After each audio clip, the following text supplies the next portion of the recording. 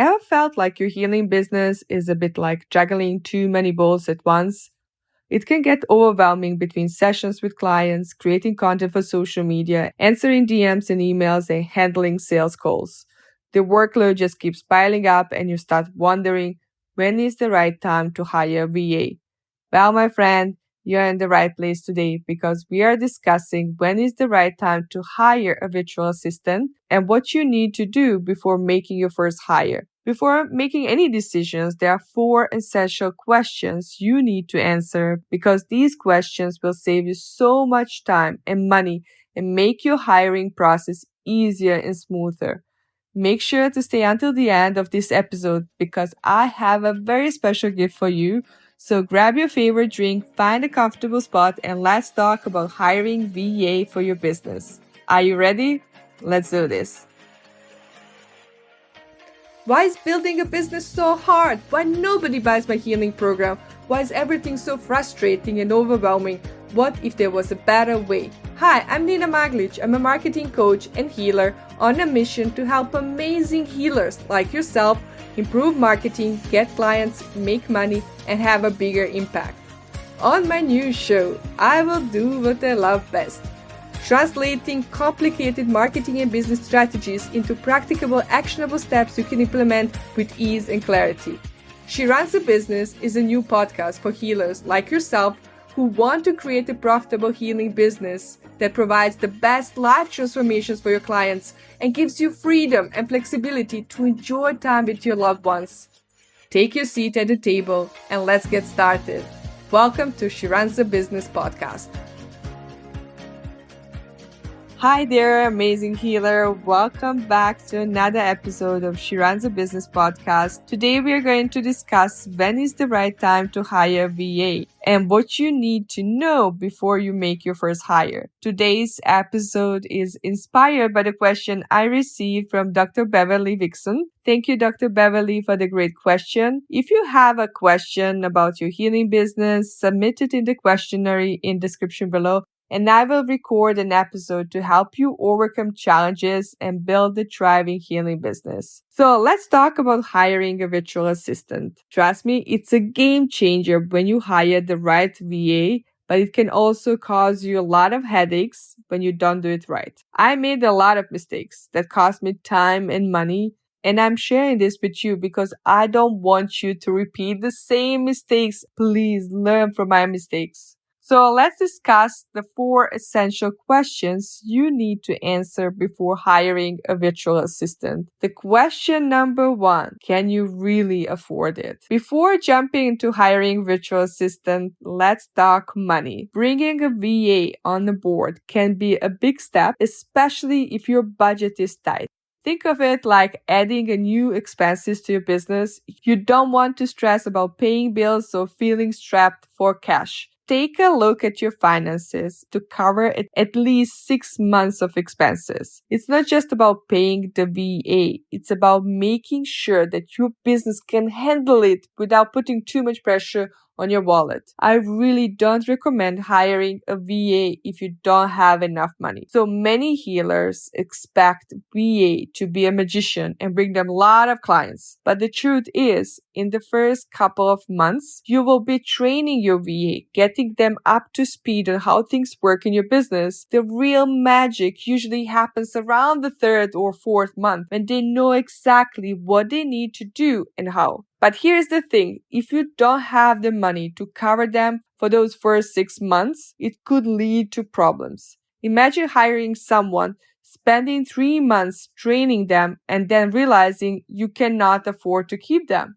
That's a headache you want to avoid. So make sure that you have enough financial resources before hiring a virtual assistant. In a nutshell, hiring a VA is an investment. Check your budget. You make sure you can sustain it for at least 6 months and be ready for a bit of learning curve in the beginning. It's about setting yourself up for success without stressing over the money. So the question number 2 you need to answer before you hire a VA is, do you have enough work for them? Now, let's talk about workload. It's easy to expect a VA to work miracles, but before you jump in, take a step back and evaluate the tasks you want to delegate. Look at what's eating up your time without bringing in much money. Make a list of everything that fits into this category. Next, think about how long each task takes and what type of task it is. You'll need to give your VA clear instructions on how to tackle these tasks. Don't expect them to work wonders without a roadmap. You need to remember that VA isn't a superhero. To make the job easier and yours, make sure you got your systems and processes in order before bringing them on board. Get prepared and organized so that when your VA starts, things run smoothly. When I hired my first VA, I made the mistake of assuming that she knew what she needed to do. However, she can only perform based on her previous work experience, and my working style was completely different. She didn't perform as expected because she didn't understand how I want things done. It wasn't her fault, it was my fault. To avoid such a pitfalls, document your tasks. Include how long they take and what quality of work you expect. How will they send their work to you? Are they going to upload that on Google Drive, send you an email or message? Create a standard operating procedure or SOP for each task. This helps your VA understand exactly what they need to do and how to do it. Efficiency is key to a successful partnership. Remember, your VA can only work efficiently if they know what's expected of them. So take the time to document your tasks and expectations clearly. This will streamline the process and ensure that your VA is aligned with your goals. The question number 3 you need to answer is, how will you hire a VA? Now let's talk about the hiring process. You'll likely receive a lot of messages on Instagram and Facebook from people who are virtual assistants, but it's crucial to weigh your options before making a decision. First off, decide if you'll hire a stranger directly from social media or through an agency. Both approaches have their pros and cons. Hiring individual online may be more cost effective, but it doesn't have to be. You also need to be aware that hiring like that comes with risks. You might not know the person well, and trusting them with sensitive information like passwords and documents can be a concern. They might be more affordable. They don't have to. They might be. But there's a chance they lack proper training, and if they do, you need to train them, and it takes time. Time is more important resource. You can always earn more money, but you can never get your time back. On the other hand, agencies offer a layer of security. They usually have a pool of trained VAs, providing better choice of finding the right fit for your needs. Agency might cost more. But they don't have to cost more. They often come with guarantees and accountability.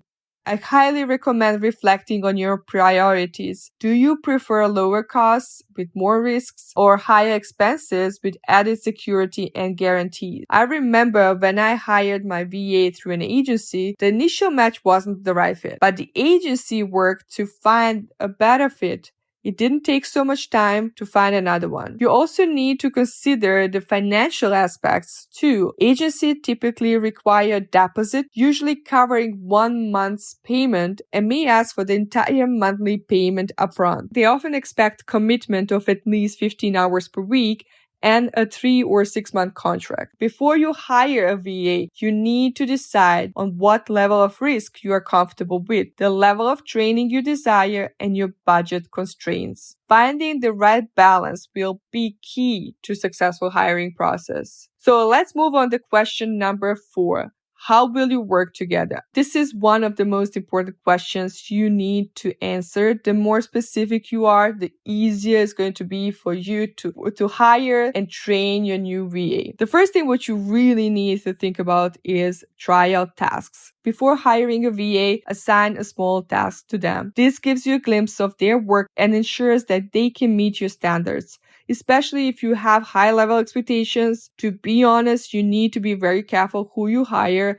A lot of people are claiming they can do certain things, And when you hire them, you realize it's more talk than work. So give them an initial task to evaluate their work. The next thing I definitely recommend is to be specific about the first month trial period. In initial month, give each of you an option to leave. If someone is not really motivated to perform tasks in the first month, things will get worse 6 months from now. Hire slowly, fire fast. If the fit isn't right, it's better to part ways early to avoid wasting time and money. When I hired one of my VAs, he already worked with a lot of clients, and I noticed that he was not really focused on tasks assigned to him. He didn't pay attention to things I said, and I decided to separate my ways with him. For him, it was like a huge weight was lifted from his shoulders because he was already overworked and overstretched with existing clients. Adding one more client was just too much for him. You need to allow both parties to leave if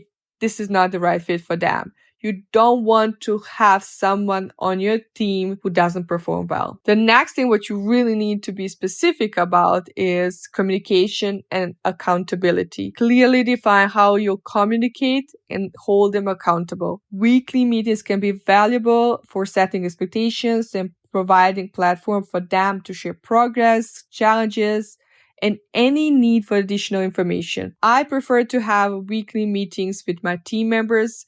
That's the time to ask me any questions, plan projects, do brainstorming. We also discuss their to-do list from that week and review accomplished tasks from the previous weeks. The next thing what you really need to specify is working hours and working days. Specify their working hours. Are there any specific days of the week that they need to work on assigned tasks and how many hours they will be working. This ensures that they are available when you need them and you don't disturb them during personal time. Respect for personal and family time is crucial for healthy work relationship. I don't expect my VAs to work on weekends or holidays.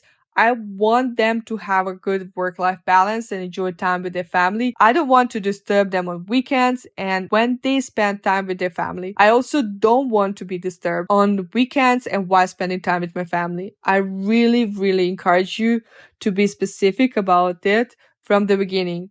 The more specific you are, the better relationship you will have with them. The next thing what you really need to be specific about is payment terms. Clarify payment terms. If it's new hire, consider paying them bi-weekly. I avoid paying the full month in advance to someone I have never met before. I usually pay them 2 weeks in advance just to have some sort of security. As we get to know each other, I'm okay to pay them full month in advance. You really need to specify the method of payment. Are you going to pay them through PayPal, bank transfer, Stripe, or any other method? This adds a layer of security, especially in the early stages of your collaboration. The next thing I really encourage you is to have everything documented in a contract, include specific tasks, in reporting, meeting schedules, deadlines, or any other crucial details. Also make sure to have them sign a non-disclosure agreement for additional security. Next thing I really encourage you is to be specific about tools you are going to use. I highly recommend using project management tools like Asana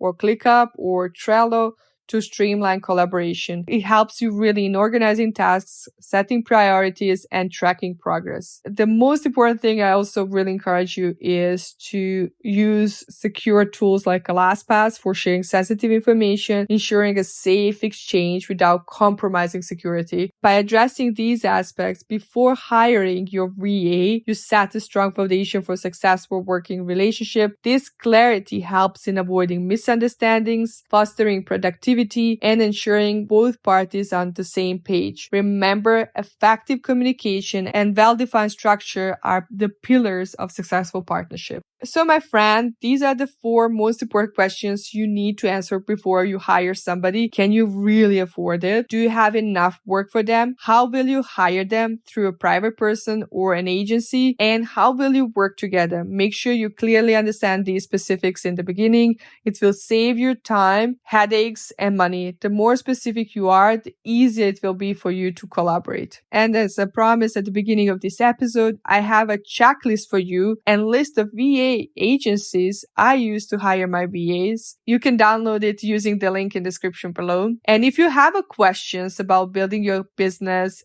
or need support, feel free to ask. I'm happy to record episodes to help you grow your business.